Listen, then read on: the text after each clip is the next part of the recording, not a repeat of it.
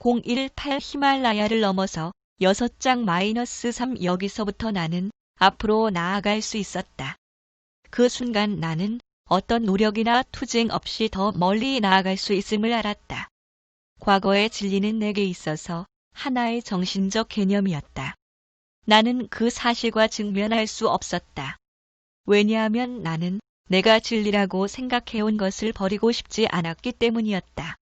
그러나 이제 나는 어떤 사실과도 직면할 수 있었다.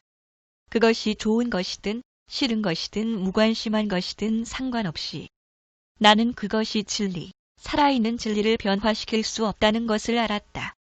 나는 사랑이 나를 창조했고 모든 것을 창조했다는 것을 알았다. 이것은 지상과 천상의 인간에게 주어진 힘이었다. 나의 상념은 침묵 속에 녹아들었다. 창조적인 사고는 고요로부터 나온다. 나의 혼란된 상념이 무무 속으로 녹아들 때 나는 단순한 정신적 개념이 아닌 것을 깨달았다. 나는 사랑에 대한 인간적 개념을 초월한 완벽한 사랑이 존재하는 침묵에 도달했다. 그것은 잠에 깊이 빠졌을 때와 같은 또는 내가 억지로 만들어낸 그런 죽은 침묵이 아니었다. 그것은 모든 혼란된 상념이 그쳤을 때의 고요였다.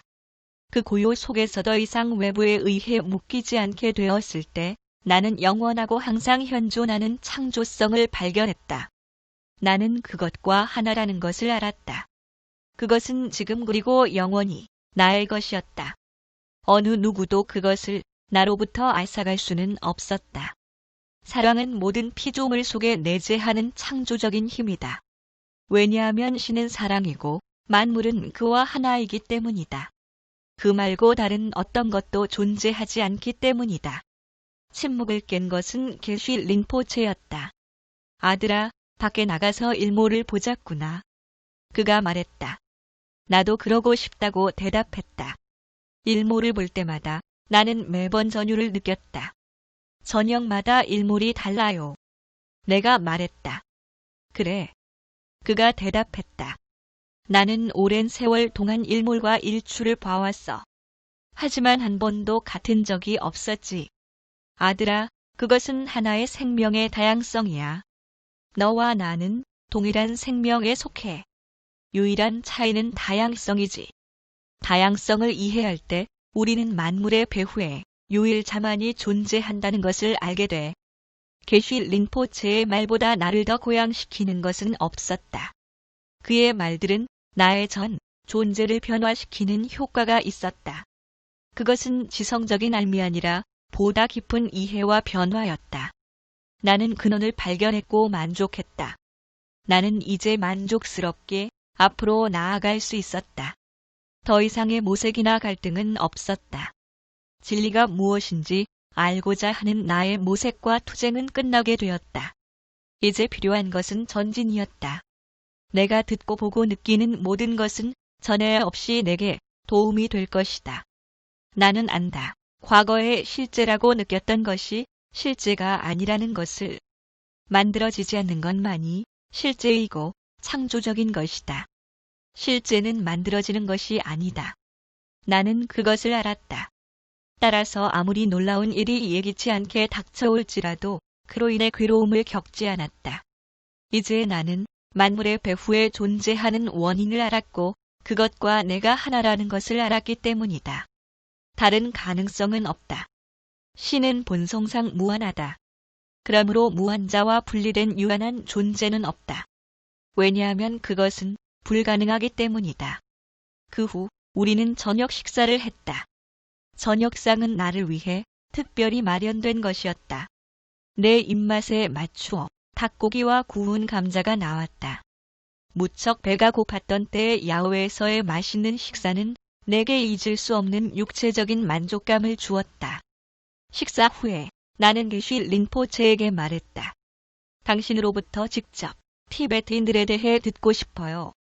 그들의 관습이나 기타 등등에 대해 무슨 말씀이든 친절하게 해주신다면 개인적으로 아주 흥미로울 것 같아요.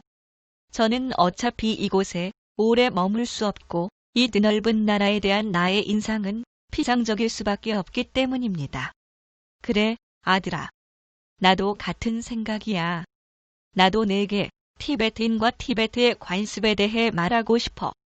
그래야 내가 달리 얻을 길 없는 사전 지식을 가지고 견문하기 더 나을 거야.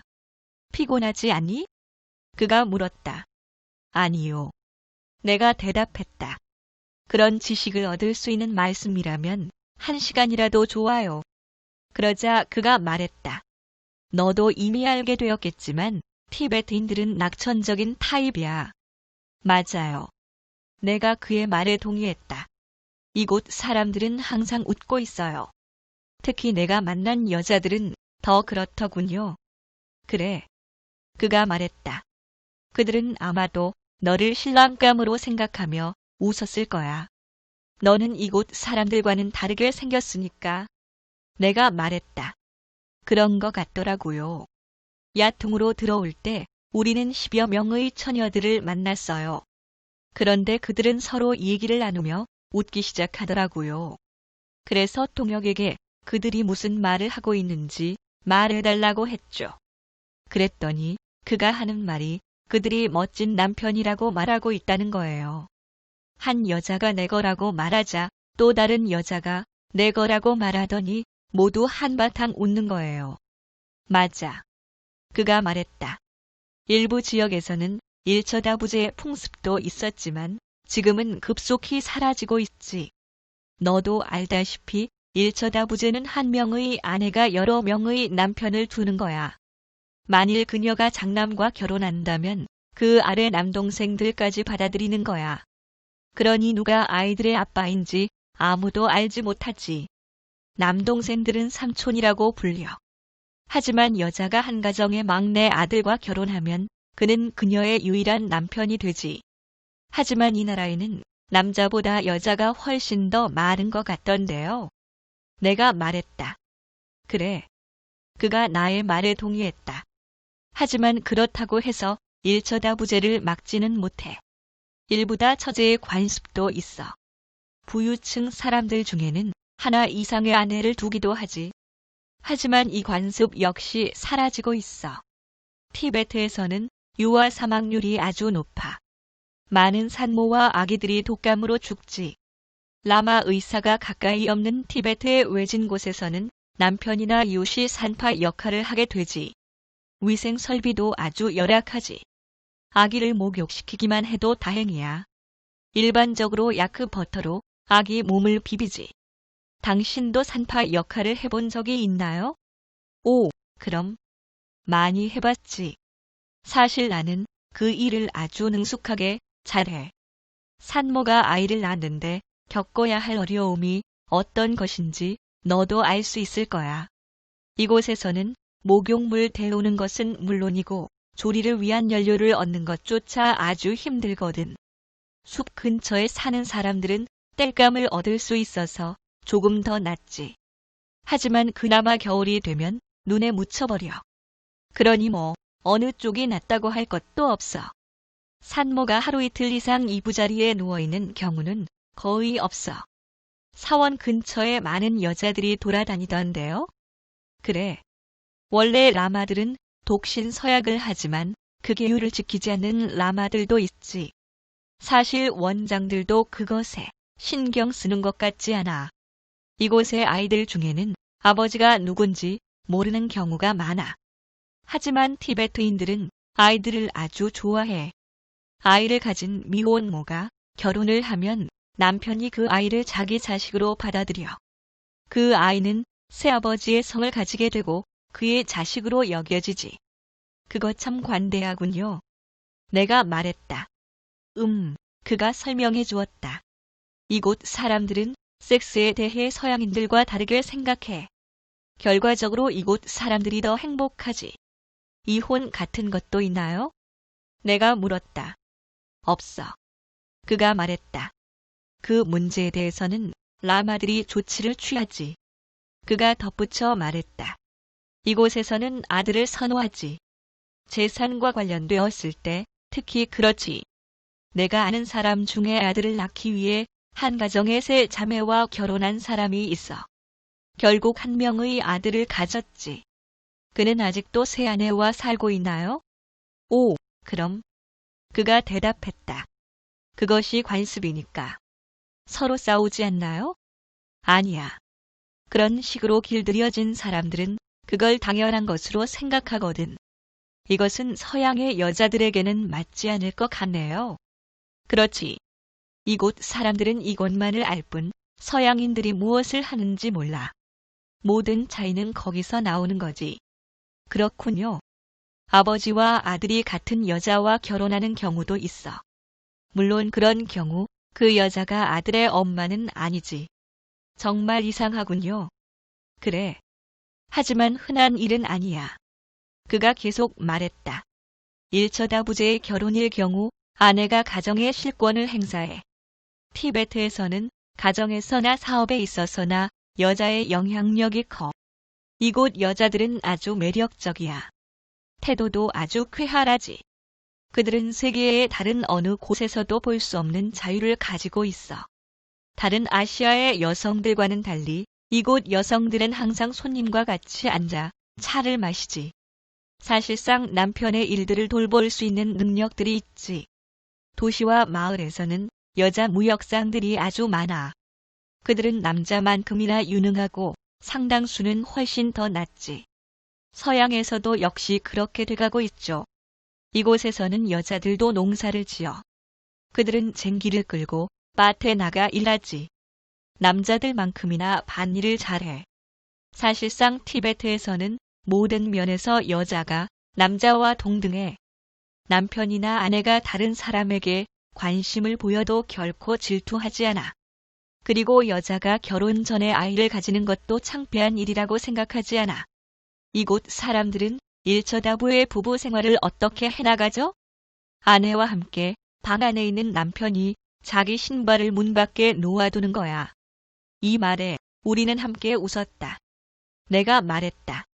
아무튼 그것은 좋은 방법이네요. 하지만 서양에서는 통할 것 같지 않는데요. 일처다부재든 일부다 처제든 용인 될 것 같지 않아요. 사실 두 명의 아내나 남편을 가지는 것은 위법이에요. 그래. 그가 대답했다. 나도 알아. 나는 젊은 시절에 많은 나라를 여행했거든. 내 아버지는 마하라자 작은 왕국의 왕이었어. 그래서 인도에 있는 영국 학교에 나를 보내줄 수 있었지. 그때 거기서 한요기를 만났고 그가 내게 생명의 신비에 대한 가르침을 주었어. 그는 내가 세계를 보고 이해하도록 조언해 주었지. 나는 뛰어난 제자였고 사원의 원장이 되었지. 티베트의 한 사원에서 라마들을 가르치는 스승이었지. 나는 투모를 포함해서 대부분의 오컬트 과학에 대해 배웠어. 예, 당신이 투모의 달인이기도 하다는 얘기를 들었어요. 맞아. 인간의 능력들은 깨닫지 못한 사람들에게 감추어져 있어. 창조주의 지혜에 의해 이해하는 자들만이 그것들을 사용할 수 있게 돼 있지. 예, 다양한 오컬트 과학의 마스터들로부터 가르침을 받을 수 있도록 제게 기회를 주셔서 감사드립니다. 이 모든 것이 저에 대한 당신의 커다란 관심 덕분입니다. 내가 이렇게 말할 때 그가 나를 바라보는 눈길은 마치 사랑하는 아들을 바라보는 아버지의 눈길이었다. 시간이 빠르게 흘렀다. 어느덧 거의 자정이 되어 있었다. 자, 많이 피곤할 거야. 그가 말했다. 티베트 사람들에 대해서는 내일 더 얘기해 줄게. 하지만 오크 협곡으로 가는 길에 내 눈으로 직접 많은 것을 보게 될 거야. 알다시피 너의 스승이 거기서 너를 기다리고 있어. 너는 곧 링마탕을 떠나야만 해. 저는 링마탕이 좋아졌어요. 마치 고향같이 느껴져요. 내 고향이나 마찬가지지. 언제든지 오고 싶을 때 오면 돼. 너에게 문은 항상 열려 있어. 게쉬 린포체와 같은 위대한 성자로부터 그런 말을 듣는 것은 크나큰 영광이 아닐 수 없었다. 그는 진심으로 하는 말이었다. 나는 행복감에 쌓인 채 내일 또 무슨 일이 기다리고 있을까 기대하며 잠자리에